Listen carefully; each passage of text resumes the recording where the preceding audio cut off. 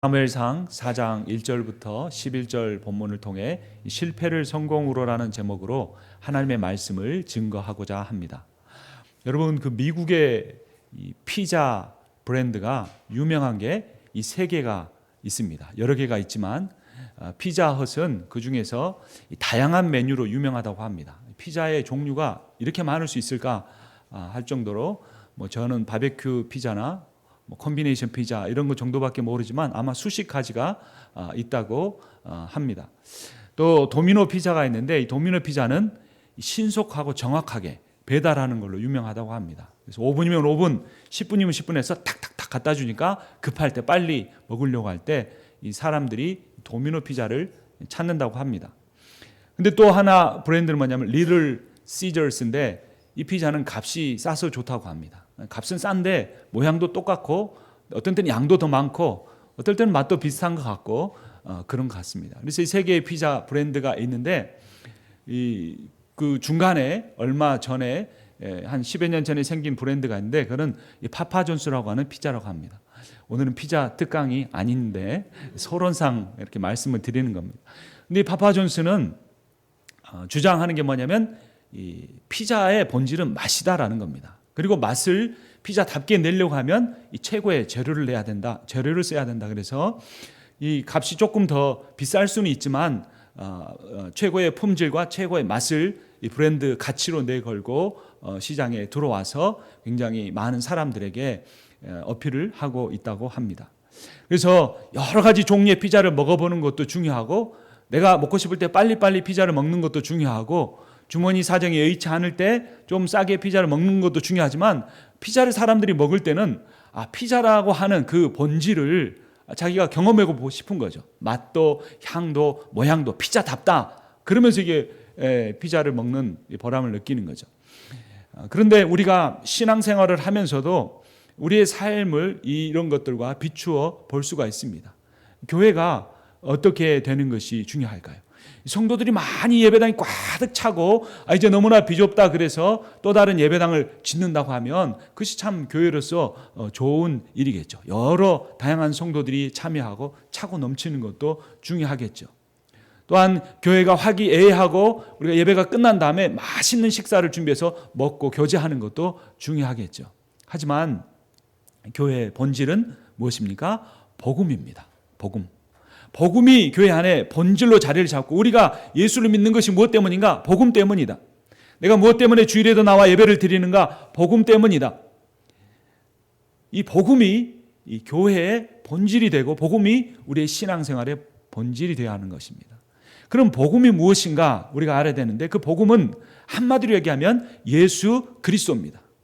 예수 그리스도가 하나님의 아들이신데 이 세상에 인간이 되어 오셨고 그분이 우리의 모든 죄를 대속하기 위해 십자가에 죽으셨기 때문에 그분을 나의 구주, 나의 하나님으로 영접하고 그분을 나의 주인으로 받아들이는 사람은 이미 구원을 얻었다.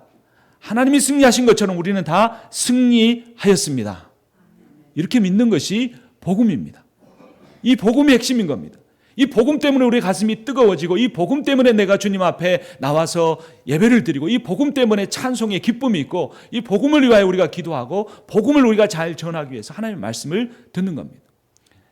그렇다 해서 여러분 피자가 맛만 중요하다 그래서 종류가 다양하지 않고 한 가지만 있으면 되겠습니까? 피자를 주문했는데 2-3시간 있다가 오면 좋겠습니까? 그렇지 않죠. 피자가 하나에 몇천 불씩 하면 좋겠습니까? 그렇지 않죠.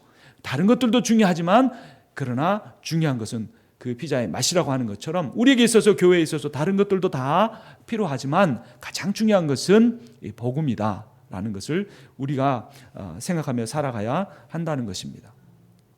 오늘 사무엘상 4장의 내용을 보면 이스라엘이 블레셋과 전쟁하는 이야기가 나옵니다. 그런데 이스라엘 백성이 처음에 전쟁에서 지고 5,000명가량이 죽고 말았습니다. 참패죠. 그래서 그들이 경각심을 갖고 이래서는 안 되겠다 생각을 하고 여호와의 언약궤를 가지고 옵니다. 여러분 혹시 레이더스라고 하는 영화를 보셨습니까? 이 레이더스라고 하는 영화는 잃어버린 이 법궤를 찾는 내용이었는데 이 법궤를 가져와서 이 사람들이 거기에 무엇이 들어있는가 열어보는데 거기서 천사들이 이렇게 나와서 그것을 열어보았던 이 독일군 병사들을 다 그 자리에서 죽게 만드는 그런 무시무시한 장면이 나옵니다. 그리고 이스라엘 백성들이 이 여리고라고 하는 엄청난 요새를 무너뜨릴 때 하루에 한 바퀴씩 돌고 7일째는 7바퀴를 돌고 마지막에 와 하고 함성을 질렀는데, 그들이 그렇게 여리고성을 돌 때 가지고 있었던 게 무엇입니까?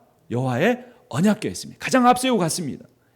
그래서 이제 이스라엘 백성들도 첫 번째 블레셋과의 싸움에서는 그들이 졌지만 이번에 여호와의 언약궤를 가지고 나아가면 우리가 반드시 전쟁에 승리할 것이라고 생각하고 나아가서 싸웠습니다. 그런데 어떻게 됐습니까? 첫 번째 싸움에서는 5천 명이 죽었지만 두 번째 싸움에서는 무려 3만 명이라고 하는 많은 사람이 죽고 만 것입니다. 여러분, 이게 어떻게 된 걸까요? 여호와의 언약궤가 없었을 때는 질 수도 있지만 여호와의 언약궤를 가지고 나갔으면 전쟁에서 이겨야 되는데 그렇게 지게 된 것은 무엇 때문이었을까요? 여러분, 이스라엘 백성들은 여호와의 언약궤라고 하는 형식은 가지고 나갔지만 그 안에 내용이, 본질이 없었던 것입니다. 제가 어렸을 때 봤던 영화 중에 드라큘라 영화를 아주 무섭게 본 경험이 있습니다. 근데 그 드라큘라 영화는 좀 코믹스러운 영화였던 것 같습니다. 여러분, 드라큘라가 무서워하는 것 세 가지가 무엇인지 아십니까? 첫 번째는 빛을 두려워하죠. 그래서 밤에만 활동하고 이렇게 하다가도 마지막에 주인공이 이렇게 드라큘라에 의해서 죽으려고 하는데 커튼을 확 제치니까 이미 새벽이 된 거예요. 빛이 들어오니까 드라큘라가 죽죠. 또 드라큘라가 무서워하는 게 무엇이 있습니까? 마늘입니다. 왜 마늘인지는 아직도 잘 모르겠지만 이 마늘을 던지면 이 드라큘라가 무서워한다고 합니다. 세 번째 무서워하는 건 뭘까요? 십자가라고 합니다. 십자가를 들이대면 괴로워하면서 이 드라큘라가 도망을 가는 겁니다. 근데 제가 봤던 그 영화는 좀 코믹스러운 영화인데 이제 이 어떤 사람이 드라큘라에게 쫓겨가다가 이제 그 자기가 가지고 있던 십자가를 그 사람한테 이렇게 확 내밀었습니다. 그 사람이 아니고 드라큘라에게. 드라큘라가 어떻게 할 줄 알고 그걸 내민 겁니까? 으악 하고 도망갈 줄 알고 내밀었는데 그 드라큘라가 조금도 무서워하지 않고 십자가를 탁 치버리면서 그 사람을 공격하는 그러한 내용이었습니다. 그러니까 십자가라고 하는 그 나무 막대기, 거기에 능력이 있는 것이 아니고 그 십자가가 상징하는 바 예수 그리스도가 하나님의 아들로서 사탄의 권세를 이기고 죄의 세계를, 사망의 세력을 이기고 승리하셨다는 그 믿음이 중요한 건데 믿음이 없이 나무 십자가만 내미니까 그 드라큘라가 조금도 두려워하지 않았던 거죠. 이스라엘 백성들도 마찬가지였습니다. 이스라엘 백성들이 언약궤와 함께 언약궤를 가지고 올 때 있었던 사람들이 누구입니까? 4장 4절 같이 읽겠습니다. 이에 백성이 실로에 사람을 보내어 그룹 사이에 계신 만군의 여호와의 언약궤를 거기서 가져왔고 엘리의 두 아들 홈니와 비느하스는 하나님의 언약궤와 함께 거기에 있었더라. 하나님의 언약궤와 같이 온 사람들이 누굽니까? 홈니와 비느하스입니다. 홈니와 비느하스 하면 여러분 생각나는 게 뭡니까? 이거 뭐죠? 갈고리죠. 갈고리의 신앙을 갖고 있었습니다. 갈고리의 신앙은 무슨 신앙입니까? 자기가 먼저 원하는 거 다 찝어내서 원하는 부위, 또 익히지도 않은 고기 가져다가 자기 마음대로 먹는, 그리고 나머지 것을 하나님 앞에 드리는 신앙이었습니다. 하나님을 두려워하지 않는 사람들이었습니다. 심지어는 그 성막 안에서 수종드는 여인과 부정한 관계를 갖는 사람들이었습니다. 그리고 그 언약궤를 가지고 온 것이 어디라고 말하고 있습니까? 실로에서 가져왔더라라고 말하는 겁니다. 그럼 이제 성경을 우리가 이렇게 읽고 공부를 하고 설교를 들을 때는 그 본문만 아니라 앞에와 뒤에 내용도 봐야 합니다. 이걸 뭐라고 하냐면 문맥이라고 합니다. 이 실로라는 단어와 언약궤, 하나님의 임재와 관련해서 오늘 본문 앞에 이런 이야기가 나옵니다. 3장 19절입니다. 제가 읽겠습니다. 사무엘이 자라매 여호와께서 그와 어떻게 하셔서라고 되어 있습니까? 함께 계셔서라고 말합니다. 그래서 어떤 결과가 나옵니까? 그의 말이 하나도 땅에 떨어지지 않게 하시니. 사무엘이 뭘 선포한 겁니까? 말씀을 선포했죠. 근데 말씀에 능력이 있었다는 겁니다. 20절을 보면 단에서부터 브엘세바까지의 온 이스라엘이 사무엘은 여호와의 선지자로 세우심을 입은 줄을 알았더라. 21절 같이 읽겠습니다. 여호와께서 실로에서 다시 나타나시되 여호와께서 사무엘에게 자기를 나타내시니라. 아멘. 여호와께서 어디에서 다시 나타나셨다고 말합니까? 실로에서 나타나셨다는 겁니다. 사무엘에게 자기를 나타내 주셨습니다. 실로는 뭐가 있었던 자리입니까? 여호와의 언약궤가. 그리고 여호와의 언약궤는 뭘 상징하냐면 하나님의 임재를 상징한 겁니다. 여러분, 이스라엘 백성이 애굽 땅에서 나와서 시내산에 처음에 모였을 때 이제 자기 백성을 불렀기 때문에, 그들을 신부로 불렀기 때문에 성막을 이제 신방으로 꾸미고 그 백성들을 만나기 위해서 하나님이 시내산에 강림을 하는데요. 그때 천둥이 치고 그 온 시내산에 불이 가득했습니다. 그래서 마치 그 시내산 전체 영역을 그 영광과 같이 태워버릴 정도로 뜨겁게 그 불기둥과 함께 하나님이 임재하신 겁니다. 이처럼 하나님의 임재는 능력이 있습니다. 강력합니다. 이 세상에 어떤 세력도 그 하나님의 임재 앞에 설 수가 없습니다. 그래서 그 하나님께서 이스라엘 백성과 함께 거하기 위해 성막을 짓고 그 성막 안에 지성소에 언약궤를 만드시고 봐라, 이 언약궤는 나의 상징이다, 나의 임재다라고 말씀하신 것입니다. 그래서 이스라엘 백성들이 그 언약궤를 가지고 나와서 블레셋과의 싸움에서 이기려고 한 것도 어찌 보면 당연한 일입니다. 그러나 무엇이 없었던 것입니까? 이스라엘 백성들에게는 하나님에 대한 참 신앙이 없었습니다. 홈리와 비나스에게는 하나님에 대한 경외와 하나님을 두려워하는 마음이 없었습니다. 여러분, 그 한경직 목사님이라고 하는 분이 계시는데 여러분 잘 아시죠? 우리나라의 가장 존경받는 목회자 중에 한 분입니다.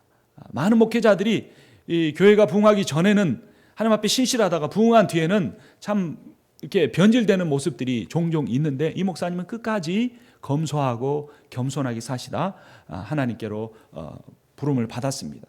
그런데 이 젊은 목사님들이 한경직 목사님에게 와서 배우고 싶은 거죠. 어떻게 하면 목사님처럼 설교를 할 수 있고, 어떻게 하면 목사님처럼 교회를 잘 성장시키고 그렇게 존경받는 목회자가 될 수 있을까를 물었습니다. 그럴 때 한경직 목사님이 뭐라고 대답하셨을까요? 목사님들에게. 목사님들, 예수 잘 믿으십시오. 이렇게 대답해 줬다고 합니다. 여러분, 그 목사님들의 마음이, 기분이 어땠을까요? 제가 그 자리에 있으면 조금 기분이 안 좋았을 수도 있을 것 같습니다. 아니, 내가 세상의 모든 영광을 버리고 하나님의 종으로 내가 부름을 받았는데, 내가 주님을 위해서라면 모든 것을 드릴 내가 준비가 되어 있는데 예수를 잘 믿으라고, 뭔가 특별한 비법을 가르쳐 줄 것 같은데, 어떤 책을 읽으면 좋겠다고 말할 것 같은데, 그게 아니고 예수 잘 믿으라고 했다는 겁니다. 어찌 보면 이 시대의 목회자만 아니라 이 시대에 하나님을 믿는다고 하는 사람들이 가슴에 깊이 새겨야 할 내용입니다. 하나님은 충분합니다. 예수님 잘 믿으면 됩니다. 예수님을 믿는다는 게 뭘까요? 예수님 믿는다는 게 내가 죄가 용서받아서 지옥에 가지 않고 천국에 갈 수 있다는 그 정도일까요? 물론 그것도 중요합니다. 복음의 핵심이기도 합니다. 근데 그 믿는다는 말에는 예수님의 존재를 인정한다라는 정도의 내용이 있는 것이 아니라 그 예수 그리스도를 신뢰한다라는 그런 의미가 있습니다. 예수 그리스도가 하나님께서 온 천지 만물을 창조하실 때 말씀으로 창조하셨는데 그 말씀이셨습니다. 그러나 그 예수 그리스도는 온 세상을 창조하는 능력이 된 겁니다. 그리고 그 말씀이신 예수 그리스도가 이 세상에 오셔서 우리와 똑같은 인간이 되셨습니다. 왜 그렇습니까? 나를 구원하기 위해서. 죄가 무엇인지 알기 위해서. 배고픔이 무엇인지, 외로움이 무엇인지, 고독이 무엇인지, 삶의 염려와 근심이, 걱정이 무엇인지 알고 나를 하나님의 자녀로 부르시기 위하여 이 땅에 인간이 되어 오셨다는 겁니다. 여러분, 하나님은 내 마음을 어느 누구보다 잘 아십니다. 나의 연약함을, 나의 고통을, 나의 슬픔을, 나의 문제를 어느 누구보다도 잘 아십니다. 그리고 나를 사랑하십니다. 나를 사랑하실 뿐만 아니라 하나님은 나를 저 밑바닥에 있는 나를 건져 올려서 하늘 높이 올리실 수 있는 능력도 있으신 분이십니다. 나의 모든 문제를 지금 당장이라도 해결하실 수 있는 분입니다. 문제는 내가 하나님을 그러한 존재로, 예수 그리스도를 그런 분으로 신뢰하느냐 아닌지라는 것입니다. 왜 주님을 믿는데 내 마음에 평안이 없는가? 그 주님을 향하여 반석 같은 믿음 하나면 되는데 그 믿음을 내가 갖지 못하고 그 주님보다 더 의지하는 것이 있기 때문에, 주님은 영원하시지만 내가 그 주님보다 더 의지하려고 하는 이것은 영원하지 않기 때문에 영원하지 않은 것을 붙들고 있으니까 불안한 겁니다. 하나님, 만나를 주신 하나님이 중요한데, 만나를 주신 하나님보다 하나님이 주신 만나를 의지할 때 이 만나가 내일 내리지 않으면 어떡하지 하고 이틀치를 숨겼다가 놓았을 때 그 만나는 썩어지고 냄새나게 되었던 것입니다. 여러분, 하나님을 신뢰하십시오. 그런데 실제 존재하는 것은 아니겠지만 드라큘라조차도 내가 내미는 그 십자가를 두려워할 정도의 믿음이 아닌가, 우리의 삶을 한번 돌아봐야 합니다. 홈리와 비누아스가 그렇게 하나님 앞에 죄를 짓고 하나님 앞에 불순종하며 살았음에도 불구하고 뻔뻔스럽게도 그 전쟁터 한복판에 언약궤를 들고 나아가서 이 언약궤 때문에 우리는 승리할 수 있을 거라고 하는 그러한 생각, 그러한 모습은 아닌가, 우리의 삶을 돌아봐야 합니다. 그런데 하나님은 우리에게 대단한 것을 요구하시는 것이 아닙니다. 하나님 우리에게 대단한 희생이나 헌신을 하나님께서 우리에게 원하시는 것이 아닙니다. 하나님이 원하시는 것은 단 하나, 네가 세상의 어떤 것보다 너 자신보다 나를 더 깊이 신뢰하라라는 것입니다. 그리고 하나님을 믿는다는 것은 내가 머리로만 믿는 것이 아니라 그 하나님이 주신 말씀을 신뢰하기 때문에 그 말씀을 순종하며 살겠습니다라는 그러한 태도와 자세가 우리에게 필요하다는 것입니다. 참 4장 1절부터 11절까지 보면 굉장히 비극적 이야기입니다. 그 결론을 보면 11절 내용을 한번 같이 읽어보겠습니다. 같이 읽겠습니다. 하나님의 궤는 빼앗겼고 엘리의 두 아들 홈리와 비느하스는 죽임을 당하였더라. 하나님의 말씀대로 됐습니다. 지난주에 우리가 사무엘이 하나님의 부르심을 받았다, 우리도 그렇게 부르심을 받아야 한다는 말씀을 들었는데, 하나님이 사무엘을 불러놓고 내가 너를 쓰겠다고 말씀하셨고, 또 하나는 홈리와 비느하스가 죽을 것이라고 말씀했는데 그 말씀이 그대로 성취되었습니다. 그런데 우리에게 고민은 뭐냐면, 홈리와 비느하스는 악했기 때문에, 하나님께 순종하지 않았기 때문에 죽었다고 하지만 11절 앞부분에 있는 것처럼 왜 하나님의 궤는 빼앗겼을까요? 그리고 왜 하나님의 백성들은 3만 명이나 되는 그렇게 많은 사람들이 죽어야 했을까요? 여러분, 오늘날 이 시대에도 저는 그런 생각을 해봅니다. 하나님이 자신이 가지고 있는 능력 하나만 보여줘도 이 세상에 거의 모든 사람이 믿을 텐데, 여러분, 예수님께서 뭐라고 말씀하셨습니까? 겨자씨만한 믿음만 있어도 이 산을 명하여 저 바다 안으로 들어가라고 하면 어떻게 될 것이다? 그 산이 바다 안으로 들어갈 것이다 라고 말씀하셨습니다. 그런데 여러분, 그러한 일이 일어난다면, 이 중앙 펜실베니아 지역에서 일어난다면 여러분, 하나님 믿지 않았던 사람들이 믿을까요? 안 믿을까요? 믿죠. 지금 그런 기사가 나옵니다. 미국이 북한에게 여러 번의 경고를 했음에도 불구하고 핵실험을 여러 번, 3번씩이나 했습니다. 그래서 이 미국이 이제 준비를 해서 그 핵시설을 정밀 타격할 것이다 하는 그러한 기사와 그러한 소문들이 있습니다. 그리고 또 12월에 전쟁이 일어난다는 그런 이야기들이 떠돌고 있습니다. 물론 그 이야기들은 그 전에도 있었죠. 그래서 사람들이 경각심을 가지고 두려워하면서 자신의 신앙을 돌이키는 이야기들을 많이 합니다. 그런데 하나님께서 정말 능력 한 조각만 보여주셔도 이 사람들이 하나님을 두려워하면서 믿을 텐데 왜 그런 기적이 일어나지 않을까 하는 그런 생각을 해봅니다. 그런데 그러한 기적이 일어나서 그런 커다란 하나님의 능력을 보고서 믿는 그 믿음은 우리가 하나님을 그냥 두려워해서만 믿는 믿음이지 진실로 하나님이 우리에게 원하시는 그러한 일들이 일어나는 것은 아닙니다. 하나님이 우리에게 원하시는 일은 무엇이냐면 우리가 작은 예수 그리스도로서 살아가는 것입니다. 우리가 하나님을 닮아가는 것입니다.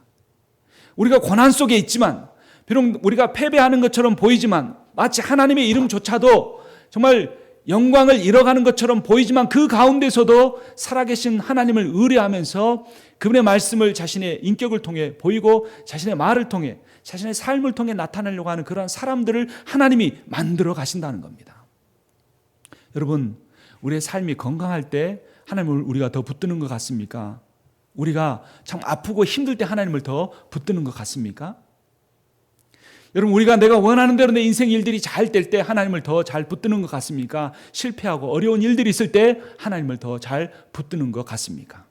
대부분의 경우에 후자의 경우가 더 많습니다. 그래서 내가 건강하면서도 하나님을 잘 믿는다면 좋은 것이지만, 내가 원하는 대로 내 인생이 잘 되면서도 하나님을 잘 믿는다면 좋은 것이지만, 내가 건강하고 하나님이 내가 원하는 대로 일들이 잘 되지만 내가 하나님 앞에 붙잡히지 못한 인생을 살아간다면 우리는 그것이 정말 하나님이 나를 떠나시는 것은 아닌가라는 그런 두려움을 갖는 계기로 삼아야 하는 것입니다. 여러분, 하나님의 임재가 없으면 언약궤는 하나의 괴짝에 불과합니다. 여러분, 하나님에 대한 진실한 신앙이 없으면 예배당은 술집이 되어 가고 있는 것이 현재의 현실입니다. 하나님의 임재가 없으면 기독교는 하나의 종교가 되어버리고 마는 것입니다. 여러분, 우리가 진실로 기독교의 본질이고 신앙의 핵심인 복음을 붙들지 않고 복음이신 예수 그리스도를 붙들지 않고 살아가면 나는 이 자리에 몸은 나와 있지만 하나님과 전혀 관계없는 인생을 살아가고 있을 수도 있다는 것입니다. 여러분, 우리가 표면적으로 볼 때는 4장 1절부터 11절 오늘의 본문의 내용을 볼 때 이스라엘 백성들도 패배했을 뿐만 아니라 하나님조차도 전쟁에서 패배한 것처럼 보입니다. 그러나 사실 전쟁에서 진 것은 하나님이 아니고 이스라엘 백성이었습니다. 링컨 대통령이 그런 유명한 말을 했습니다. 처음에 이 남북 전쟁이 있을 때 북군이 계속해서 패배를 했습니다. 왜냐하면 남군에는 아주 로버트 리라고 하는 유명한 장군이 있었기 때문에, 뛰어난 전략가였기 때문에, 용맹한 장수였기 때문에 북군은 계속 전쟁에서 질 수밖에 없었습니다. 그러자 북군의 참모들이 그런 말을 했습니다. 대통령 각하, 아마도 하나님은 우리 편이 아닌 것 같습니다. 하나님은 남군의 편인 것 같습니다. 어떻게 우리가 이렇게 전쟁에서 계속 패배해야만 하는 것입니까? 라고 말했습니다. 그때 링컨 대통령이 그 유명한 말을 했습니다. 여러분, 하나님께서 우리 편이 되어 달라고 기도하지 마십시오. 우리가 하나님의 편에 서게 해달라고 기도해 주십시오 라고 말했습니다. 그리고 그 링컨 대통령의 말을 들은 북군의 참모들은 회개하기 시작했습니다. 우리가 교만했구나. 하나님을 우리의 뜻대로 마음대로 끌어다가 우리가 기도하면 부릴 수 있는 종처럼 생각했구나. 이 전쟁이 하나님이 기뻐하시는 전쟁인지 아닌지 생각해 보지도 않고, 내가 싸우는 방식이 하나님이 원하시는 것인지 아닌지 돌이켜보지도 않고, 이 전쟁에 참여하는 내가 하나님을 두려워하고 하나님 말씀이란 무엇이라도 듣겠다는 순종의 자세는 갖지 않고 하나님을 내가 마술적으로 주술적으로 부릴 수 있는 존재로 생각했구나 회개하면서, 하나님이 우리 편에 되시는 것이 아니라, 아버지 하나님, 우리가 만약에 죄를 짓고 있다면 하나님 절대로 우리 편이 되지 말아 주십시오. 우리가 실패하게 해주십시오. 전쟁에서 지게 해주십시오. 우리가 그 전쟁의 실패를 통하여 하나님이 우리 편이 되셔야 되는 것이 아니라 우리가 하나님 편이 되어야 한다는 것을 깨닫고 하나님 앞에 겸손하게 무릎 꿇은 다음에 우리가 전쟁에 승리하게 해주십시오라고 기도하기 시작했습니다. 그리고 링컨 대통령이 먼저 무릎을 꿇고 기도하고 많은 북군의 참모들이 하나님 앞에 무릎 꿇고 기도하면서 자신의 죄를 회개하며 나아갈 때 그들은 조금씩 난군을 이기며 나아갔고 전쟁에서 온전한 승리를 얻을 수가 있었습니다. 여러분, 하나님이 우리 편에 서셔야 하는 것이 아닙니다. 하나님이 왜 우리 교회가 더 이렇게 우리가 더 부흥해야 되는데 이 정도로 멈춰져 있습니까? 우리가 2배 이상 수적으로 증가한 것 하나님 앞에 감사하지만 더 나가야 되는데 왜 이렇게 머무르고 있습니까? 말해야 되는 것이 아닙니다. 하나님, 왜 저 사람은 아직도 변화되지 않은 채로 있어야 합니까? 하나님, 우리 구역은 왜 이 모습입니까? 우리 교회 가운데 보수돼야 할 모습들이 많이 있는데 하나님이 우리 가운데 역사해 주시지 않는 것입니까? 라고 기도해야 될 것이 아니라, 여기서 설교하고 있는 저 자신이 먼저 하나님으로부터 얼마나 멀어져 있는가, 떨어져 있는가 돌아보면서 눈물을 흘리면서 회개해야 합니다. 저는 참 목회를 하면서 괴로울 때가 있습니다. 하나님께 더 가까이 가려고 하는데 잘 되지 않을 때입니다. 하나님을 더 사랑하고 싶은데 하나님보다 더 사랑하는 것이 때로는 있어서 그것에 붙잡힐 때 참 괴롭습니다. 정말로 하나님만을 의지하고 싶은데 무엇인가 사람을 의지하려고 할 때 참 괴롭습니다. 근데 하나님께서 저를 이 해리스버그 지역으로 오게 하신 뒤에 참 감사하는 것이 있습니다. 하나님이 그런 것들을 하나씩 하나씩 내려놓게 하시는 겁니다. 하나님만 붙들어야 한다는 사실을 가르쳐 주십니다. 하나님께 소망을 두어야 되고 하나님을 가장 사랑해야 한다는 것을 하나님이 저에게 가르쳐 주십니다. 그리고 제 힘으로 끊을 수 없던 죄를 하나님의 강권적인 역사로 환경을 통해서 끊게 하시고 하나님을 더 사랑하게 만들어 가시는 것을 제가 경험하면서 얼마나 감사하게 되는지 모릅니다. 그리고 그러면서 제가 하나님을 더 사랑하게 되면서 갖는 그 동일하게 나오는 결과들이 있는데 그것은 뭐냐면 제가 저에게 맡겨진 하나님의 양떼는 여러분들을 사랑하게 되는 것입니다. 여러분, 우리가 이루어야 할 것은 수적인 중과이기 전에 어떤 우리의 구역이 정비되고 우리의 어떤 제도가 온전하게 갖추어지고 우리가 자랑할 만한 어떤 시스템을 갖기 이전에 정말로 내가 하나님을 얼마나 사모하고 내가 그 하나님 때문에 다른 사람들을 얼마나 사랑하는가 우리의 삶들을 돌이켜 보아야 합니다. 여러분, 결코 하나님은 전쟁에서 패하지 않으셨습니다. 이스라엘이 패했습니다. 여러분, 그 전쟁의 패배를 통해서 누가 죽었습니까? 홈리와 비느하스가 죽었습니다. 그런데 지난주의 본문과 오늘의 본문에는 무려 20년의 그 세월이 있습니다. 그런데 사무엘이 부름받았을 때 나이가 몇 살이었다고 그랬습니까? 성년인 나이 12살이었습니다. 그런데 이 전쟁을 통해서 누가 죽습니까? 홈리와 비느하스가 죽습니다. 아무리 사무엘이 하나님 말씀 증거한다, 하나님의 임재가 사무엘에게 나타난다고 해도 그 모든 종교 제도의 권력은 홈리와 비느하스가 다 쥐고 있었습니다. 그러니까 전쟁에 가서 지고도 이 어리석은 이스라엘의 장로들이 사무엘에게 가서 하나님의 뜻을 묻는 것이 아니라 홈리와 비느하스와 함께 언약궤를 가지고 나온 겁니다. 아직도 인간의 시스템과 어떤 물질의 힘과 그런 어떤 조직을 믿으면서 그들이 살았던 겁니다. 그런데 하나님께서 이 전쟁을 통해 완전히 그것들을 다 싸그리 없애버리시고 아직은 젊은 사무엘을 하나님의 위대한 지도자로 쓰시고 미스바의 모든 사람들을 모아놓고 금식하며 회개해서 이스라엘 백성들을 하나님의 백성들로 거듭나게 하신 것입니다. 여러분, 우리는 우리의 인생의 크고 작은 싸움에서 질지 모르지만 우리를 사랑하시고 우리를 구원하신 하나님은 절대로 지지 않으십니다. 그분은 이미 승리하셨습니다. 여러분, 스카펙이라고 하는 분이 아직도 가야 할 길이라는 책에서 이런 말을 했습니다. 삶은 문제와 고통의 연속이다 라고 말했습니다. 여러분, 그렇습니까? 삶은 행복하고 정말 그 기쁨에 겨워서 어쩔 줄 모르는 것이다 라고 생각한다면 어쩌면 다 그런 건 아니지만 어떤 경우에는 아직 인생의 철이 좀 덜 들었을 수도 있습니다. 적어도 이분이 쓴 책에 근거하면 그렇습니다.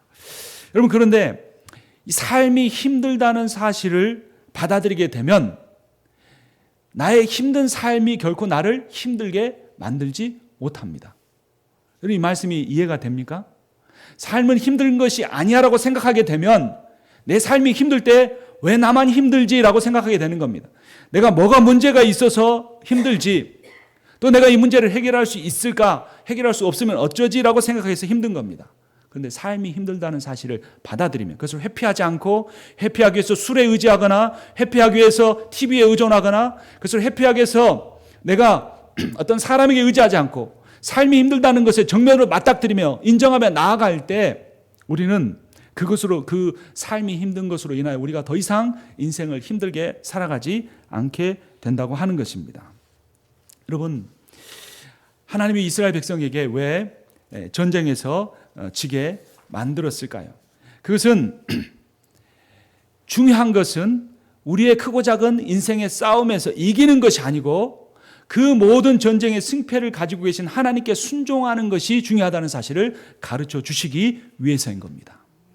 여러분, 불순종하고 이기는 것보다 지더라도 순종하는 사람으로 변화되는 것이 하나님이 우리에게 주신 최고의 복입니다. 순종하는 것이 지혜로운 것입니다. 여러분, 하나님을 이용해서 세상에서 이기려고 하지 않아야 합니다. 세상에서 조금 부족하게 살더라도 내가 하나님께 순종하는 사람으로 만들어져 가고 있다면 우리는 이미 성공하는 것과 마찬가지입니다. 자신을 드러내기 위해서 나는 이것에서 승리하고 저것에서 승리했다고 그것을 자랑하는 그러한 기회로 만들려고 하지 않고 내 인생의 패배를, 내 인생에서 가장 힘든 시간을 내 안에 살아계신 하나님 앞에, 나를 일상에서 가장 사랑하시는 하나님 앞에 서서 내가 무엇을 불순종하고 있는지를 내가 깨닫고 그 불순종을 제거하는 기회로 삼아야 하는 것입니다. 하나님은 그것을 이스라엘 백성들에게 주기 위해서 블레셋의 군대에 의해서 사로잡히는 그 수모를 다 겪으셨습니다. 여러분, 고대의 전쟁은 신들의 전쟁이라고 생각했습니다. 그러니까 블레셋은 다곤이라고 하는 신을 앞세우면서 전쟁에 나아가고 이스라엘은 여호와라는 신을 앞세우고 나가는 겁니다. 그래서 한 나라가 지면 그 한 나라가 지게 되면 다른 나라는 그 진 나라의 신을, 자기 나라의 신이 이겼다라고 생각을 한 겁니다. 그런데 이 어리석은 이스라엘 백성 여호와의 궤를 들고 나갔다가 지고 그것을 빼앗기고 만 것입니다. 그런데 그 여호와의 궤가 다곤의 신전에 들어가게 됐는데 어떻게 됩니까? 사무엘상 5장 3절을 함께 보겠습니다. 제가 읽겠습니다. 아수도 사람이 이튿날 일찍이 일어나 본즉 다곤이 여호와의 궤 앞에서 엎드려져 그 얼굴이 땅에 닿았는지라. 그들이 다곤을 일으켜 다시 그 자리에 세웠더니, 이렇게 세웠습니다. 그래서 어떻게 됩니까? 9절 말씀. 결국 4절에 보면 다시 이제 팔목과 머리까지 다 부러져 버리고 9절 말씀 함께 읽겠습니다. 그것을 옮겨간 후에 여호와의 손이 심히 큰 환난을 그 성읍에 더하사 성읍 사람들의 작은 자와 큰 자를 다 쳐서 독한 종기가 나게 하신지라. 여러분, 그렇습니다. 예수 그리스도가 이 땅에 오셔서 우리를 오신 목적은 무엇입니까? 우리를 구원하기 위해서입니다. 근데 우리를 구원하기 위해서 오셨다면 세상의 왕이 되셔야죠. 세상에서 큰 권력을 가지시고 많은 돈을 모아서 그렇게 사람들을 구원해야 되죠. 근데 예수 그리스도가 어떻게 되셨습니까? 십자가에 못 박히셨습니다. 마치 블레셋의 군사들이 여호와의 언약궤를 가지고 와서 자기의 신전에 놓고 우리의 신이 여호와를 이겼다고 외치는 것처럼 사탄은 예수 그리스도를 신명기서가 말하는 것처럼 저주의 상징인 나무에 매달아 버렸습니다. 그리고 우리가 이겼다라고 외쳤던 것입니다. 그런데 그것은 정작 사탄의 승리가 아니고 우리 주 예수 그리스도의 승리였습니다. 갈라디아서 3장 13절을 보면 그리스도께서 우리를 위하여 저주를 받은 바 되사 율법의 저주에서 우리를 속량하셨으니 기록된 바 나무에 달린 자마다 저주 아래에 있는 자라 하였음이라. 아멘. 여러분, 하나님이 우리를 사랑하십니다. 근데 어느 정도까지 사랑하시냐면 하나님이 나를 위하여 최고의 저주의 상징인 나무에 매달려 내가 받을 모든 저주를 감당하실 만큼 나를 사랑하십니다. 여러분, 세상에 그만큼 나를 사랑한 존재가 있으면 하나님보다 더 사랑하십시오. 여러분, 그렇게 나를 위해 줄 존재가 있으면 그거 붙들고 사십시오. 그리 가셔도 말리지 않겠습니다. 그러나 우리 인생의 짧은 경험을 돌아보아도 세상의 어떤 책을 뒤져보아도 나를 그렇게 사랑하시는 존재는 없다라고 말합니다. 그런데 마치 허공을 잡는 것처럼 허공을 치며 싸우려고 하는 것처럼 우리는 그 승패가 불확실한 인생에서 내 힘으로, 내 지혜로, 내 능력으로 이기려고 하기 때문에 우리의 마음이 불안하고 염려 가운데 살아갈 때가 많은 것입니다. 고린도전서 15장 55절 이렇게 말합니다. 사망아 너의 승리가 어디냐? 사망아 내가 쏘는 것이 어디 있느냐? 우리 주 예수 그리스도로 말미암아 우리에게 승리를 주시는 하나님께 감사하노니 아멘. 여러분, 예수 그리스도가 저주의 나무 십자가에 달려 돌아가셨지만 죽음의 권세를 이기고 승리하셨습니다. 부활하셨습니다. 근데 그분이 승리하시고 부활하셨다는 사실보다 더 놀라운 것은 방금 제가 읽은 것처럼 고린도전서 15장 57절의 말씀, 예수 그리스도로 말미암아 누구에게 승리를 주시는 하나님이라고 말합니까? 우리에게 승리를 주시는 하나님이라고 선포하고 있습니다. 여러분, 내 인생에 내 싸움에서 승리하려고 애쓸 필요가 없습니다. 왜냐하면 이미 예수 그리스도께서 승리하셨기 때문입니다. 여러분, 실패하셔서 괴롭습니까? 여러분이 목표로 하고 있는 일들이 잘 이루어지지 않아서 마음이 안타깝고 힘이 듭니까? 그러나 여러분, 분명히 생각하고 깨달아야 할 일이 있습니다. 실패한 것은 납니까? 하나님입니까? 납니다. 그러면 더 감사해야 합니다. 내 실패를 통해서 무엇을 경험합니까? 하나님을 의지해야 되는구나. 온전한 승리, 완전한 승리, 이미 승리하신 그 주님을 붙들어야 하는 거라는 걸 깨닫기 때문에 그 실패는 우리의 감사의 조건이 됩니다. 하나님이 승리하시면 됩니다. 왜냐하면 하나님의 승리가 곧 나의 승리이기 때문입니다. 여러분, 우리가 이제까지 몇십 년의 신앙생활했지만 한번 이 교회의 마음을 우리가 정말로 하나님께 내어드렸으면 합니다. 여러분, 우리는 예수 그리스도를 향하여 반석 같은 믿음 가질 때, 그 복음을 붙들 때 우리는 이미 승리한 사람입니다. 많이 배운다고 승리한 것이 아닙니다. 물질을 많이 모았다고 승리한 것이 아닙니다. 조찬 탄다고 누구에게 인정받는다고 승리한 것 아닙니다. 그것은 마지막 때 우리 주 오시면 다 불타서 없어져 버릴 것입니다. 여러분, 세상에서도 피자 하나를 팔아도 그 피자의 본질이 종류도 아니고 값도 아니고 빨리 배달되는 거 아니고, 피자의 본질은 맛이다라고 하면서 본질을 추구하며 사는 사람들이, 그런 기업이 성장하고 있습니다. 근데 우리는 영원한 진리를 믿고 그 복음을 믿는다고 하면 우리 역시 비본질적인 게 붙잡힐 것이 아니라 이미 승리하셨고, 우리가 인생을 살아가며 실패하게 하시지만 그 실패를 통하여서 온전한 승리로 이끌어주신 그 주님을 붙잡고 살아갈 수 있다면 우리는 어느 누구보다도 복된 인생을 살아가는 사람들이 될 것입니다. 이미 승리하신 예수 그리스도를 붙잡고 이번 한 주도 그 주님과 함께 승리하시는 여러분과 제가 되기를 주님의 이름으로 축원합니다. 살아계신 하나님 아버지,